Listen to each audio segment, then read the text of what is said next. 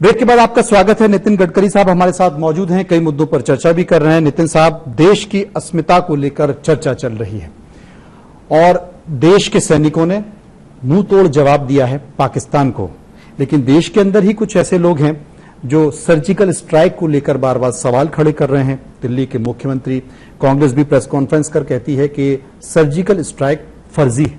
ये बहुत दुर्भाग्यपूर्ण है कि हमारे भारतीय नेताओं की कही हुई बातें पाकिस्तान टीवी लगातार उनके लोगों को दिखा रहा है। जो आरोप पाकिस्तान ने करने हमारे ऊपर करने चाहिए और कर रहे हैं, वो आरोप अगर हमारे देश में उस भाषा में बोलेंगे तो ये देश की एकता और अखंडता के लिए अच्छा नहीं होगा।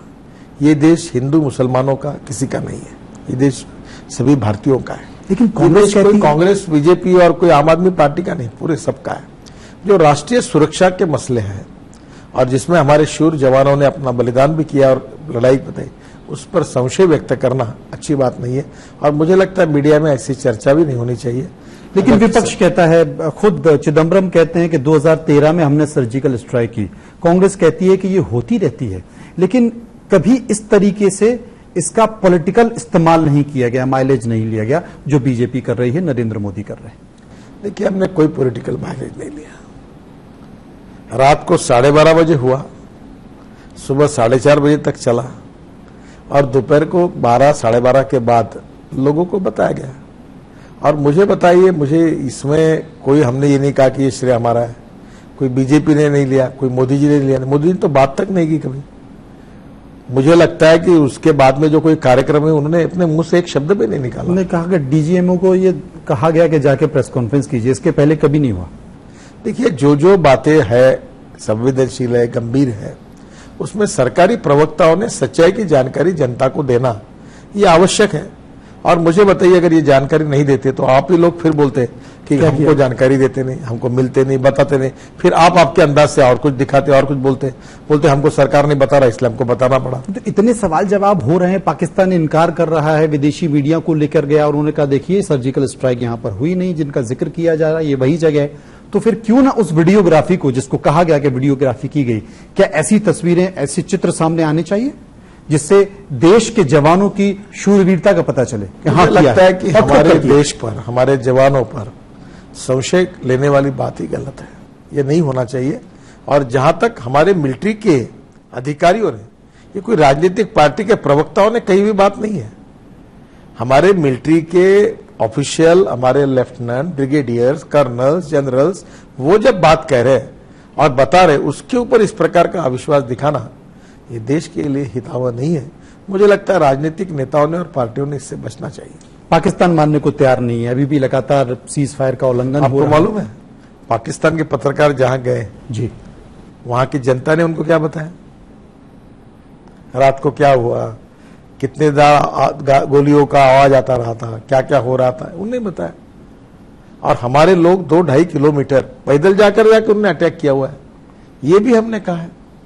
देखिए, मुझे लगता है एक तरफ पाकिस्तान की मिलिट्री एक बात कर रही थी और ये विपक्ष का ये मुंह भी बंद कर देना चाहिए कि ये देखिए ये तस्वीरें हैं, जब हमने कह दिया कि किया है तो कर देना चाहिए। इसकी तस्वीर होना चाहिए। देखो, पहली बात तो ऐसी है कि हमारे देश में तस्वीरें दिखाएगी तो बोलेंगे तस्वीरें झूठी दिखाएगी। देखो, तुम सोए हुए आदमी को जगा सकते हो जिसने सोने का ढोंग किया है, और जिसको बोलना ही है उसको जगा नहीं सकते।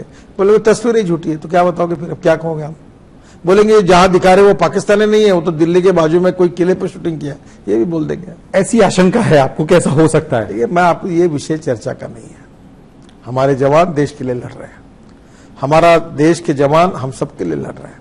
उनके कार्य पर, उनके कर्तृत्व पर, उनकी कही हुई बातों पर इस प्रकार से अविश्वास दिखाना ये देश के लिए अच्छा नहीं है। मैं इन सब बातों के बारे में दुख व्यक्त करता हूं और मुझे लगता है ऐसे विवाद के विषय नहीं बनाने चाहिए। इसमें हमने सबने मिलकर, सब पार्टियां, जात, पंथ, धर्म, भाषा भूलकर, हम भारतीय, हम इंडियन है, हमने इस बात को स्वीकारना चाहिए। ऐसी बातों की चर्चा करना चाहिए। पाकिस्तान मानने को तैयार नहीं है, लगातार सीज फायर का उल्लंघन हो रहा है। मोस्ट फेवर्ड नेशन को लेकर बैठक की, लेकिन ऐसा कोई डिसीजन नहीं हुआ। क्या होना चाहिए? सिंधु जल को लेकर बार बार ये चर्चा आई कि सरकार इसमें भी कोई फैसला ले सकती है, क्या होना चाहिए? सरकार इस पर विचार कर सकती है? देखिए, ये संवेदनशील मुद्दे हैं और संवेदनशील मुद्दों की चर्चा उचित प्लेटफॉर्म पर होनी चाहिए। और मैं नहीं मानता कि मीडिया में बातचीत करते समय संवेदनशील मुद्दे जो है वो विवाद का विषय बने। हमारे प्रधानमंत्री संवेदनशील भी है और सबसे महत्वपूर्ण बात यह कि हम विस्तारवादी नहीं है। हम देश की भूगोल को बढ़ाना नहीं चाहते जी। हम सबको साथ लेकर सब राज्यों का सम्मान। हमारे प्रधानमंत्री ने क्या आह्वान किया, हम लड़ाई लड़ना चाहते हैं, लड़ाई गरीबी से, भूखमरी से और बेरोजगार से लड़ना चाहते हैं। और पाकिस्तान की जनता भी गरीबी, भूखमरी, बेरोजगार से उसके खिलाफ हम लड़ाई लड़े। क्यों हम युद्ध पर पैसा खर्चा करें? हम शांति चाहते हैं। पर एक बात भी सच है कि सामर्थ्यवान व्यक्ति ही अहिंसा और शांतता प्रस्थापित कर सकता है। दुर्बल व्यक्ति ने शांति और अहिंसा पर कितने भी भाषण दिए तो कोई सुनता नहीं है। विपक्ष परेशान है, लोग परेशान है कि यूपी और पंजाब चुनाव को ध्यान में रखते हुए ये प्रयास चल रहा है कि भारत पाकिस्तान। इतनी हास्यास्पद बात है कि कोई विधानसभा के चुनाव के लिए लड़ाई करेगा, अपने सैनिकों को शहीद करने के लिए इस प्रकार की कोई नीतियां अपना सकता है? देखो, ये सरासर गलत बात है। हम एक देशभक्त हैं और हम दो चार रहे न रहे पर तेरा वैभव अमर रहे मां, ये हमारे संस्कार हैं। हम सत्ता पे रहे या न रहे फर्क नहीं पड़ता, हम ऐसी बातें कभी नहीं करेंगे। और नरेंद्र मोदी जी भी ने अपना जीवन एक संघ के प्रचारक के रूप में अपने राष्ट्र के लिए समर्पित किया। ना उनका परिवार, न बेटे न बच्चे। अब उनको पूरी तरह से ऐसे देशभक्त व्यक्ति और उसके भावना के बारे में ऐसी चर्चा करना ये बिल्कुल गलत बात है। ऐसा कहा जा रहा है कि आप सरकार के विभाग के, सरकार के लोगों को प्राइवेट हाथों में सौंपने जा रहे हैं और उनको बहुत सारे ऐसे अधिकार जो सरकारों के पास होते हैं, जिनमें आईपीसी है, चालान है, मॉनिटरिंग है, प्रोसिक्यूशन है, वो सारे प्राइवेट हाथों में चले जाएंगे। तो आपको नहीं लगता कि भ्रष्टाचार कम करने की इस दिशा में भ्रष्टाचार बढ़ सकता है? पहली बात, सरकार के लोगों को रोकने के लिए ईओडब्ल्यू है, लोकायुक्त है, प्राइवेट लोगों को कैसे रोकेंगे? पहली बात, किसी प्राइवेट को अपना अधिकार नहीं दिया। ये सरासर गलत प्रचार है। हम कंप्यूटराइज सिस्टम को कर रहे हैं। जैसे उदाहरण के लिए रोड पर कैमरे लगे हुए हैं, नेता हो, अभिनेता हो, पत्रकार हो, जो ट्रैफिक सिग्नल को वायलेट करेगा उसके घर में 24 घंटे के अंदर चालान आ जाएगा जी। तो ये कोई नहीं, कैमरा पे किया है हमने, वो कैमरा सरकार का है। अभी दिल्ली में दिल्ली के पुलिस विभाग उसको करेगा, कोई झूठ नहीं बोल सकता। चौक पे लगे हुए कैमरे, तो कैमरे में हमने किसी प्राइवेट को अधिकार नहीं दिए।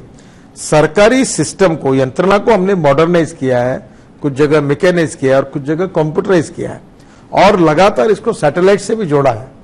तो मुझे लगता है ये टेक्नोलॉजी का ने बदल किया है। हमने कोई प्राइवेट सेक्टर को ऐसा कोई काम नहीं दिया। ये उत्तर प्रदेश की राजनीति को आप कैसे देख रहे हैं? क्योंकि करीब 2 लाख करोड़ के आसपास के काम है जो पंजाब और उत्तर प्रदेश को ध्यान में रखते हुए किए गए हैं। क्या माने कि वाकई उत्तर प्रदेश की तस्वीर बदलने वाली? आप गलत बोल रहे हैं।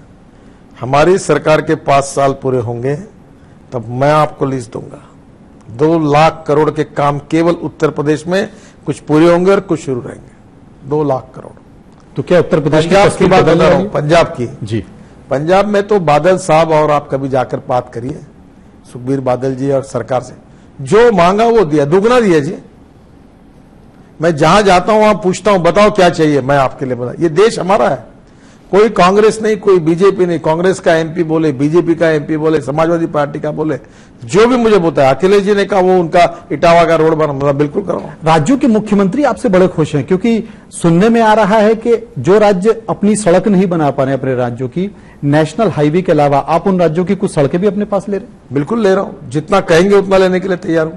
इसका कारण यह है कि ये भाजपा और कांग्रेस का विकास के काम में हम राजनीति नहीं करेंगे। चुनाव आएगा तब राजनीति करेंगे।